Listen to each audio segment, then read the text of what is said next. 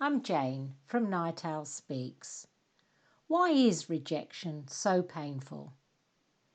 Even as adults, rejection, depending on the circumstances, can be traumatic.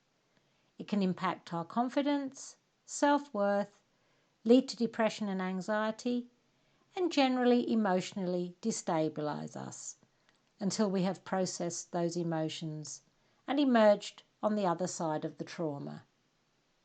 Even emotionally stable people will feel the painful impact of rejection, especially if it comes from someone that you value and love or even depend on. Abandonment could be seen as an extreme form of rejection and could explain why adopted people sometimes struggle with the idea that a biological parent could have given them up.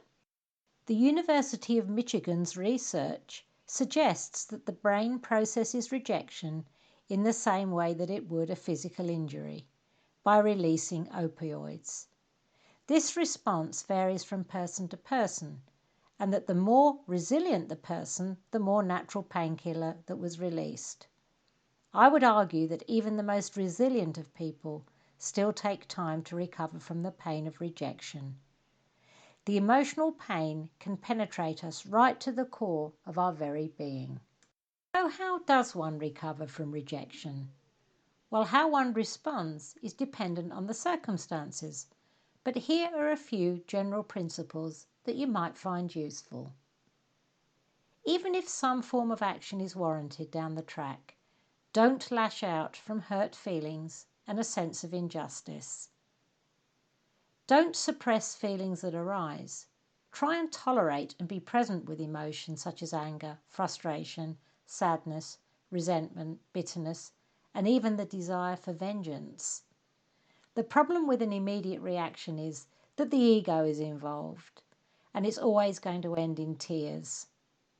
Give yourself time to process the emotions. This may take weeks, even months, if you have been deeply wounded by someone. You may need some time in solitude to allow space for feelings to arise. Don't always overanalyze and stay in your head. You can process while walking, sitting quietly, swimming, or any other activity that you enjoy. Don't overcommit to unnecessary distractions during this time. You need space to heal. Focus on the people who value, care, and love you. And debrief with trusted people, but not everyone who crosses your path. Try not to keep revisiting the details all the time. You may find you do this initially, but it's counterproductive over time. Only act if necessary and when you have a very clear mental attitude. You may have to consider a bigger picture and swallow your pride. See this as an opportunity for personal growth and the development of resilience. And try and learn the lessons that are on offer. There are usually some hidden in there. Try not to become bitter and resentful when you've been hurt. Know that you will be stronger for the experience.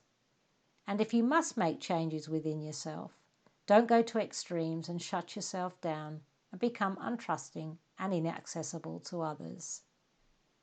You may need to possibly explore with yourself or a therapist your own attachment style to consider what part of you has been wounded by the rejection from another person. The more secure you are, the greater the chance that you will recover well. If you have an anxious attachment style, whereby you see separation as an abandonment and a rejection of you, then you will likely take longer to recover. And so, returning once more to the idea of secure and insecure attachment styles, and given that there has possibly been an early pattern of rejection in the lives of some people, how might that play out in adult intimate relationships? Please tune in to my next episode when I explore what it might be like to be in a relationship with an emotionally unavailable person. I'm Jane from Night Owl Speaks.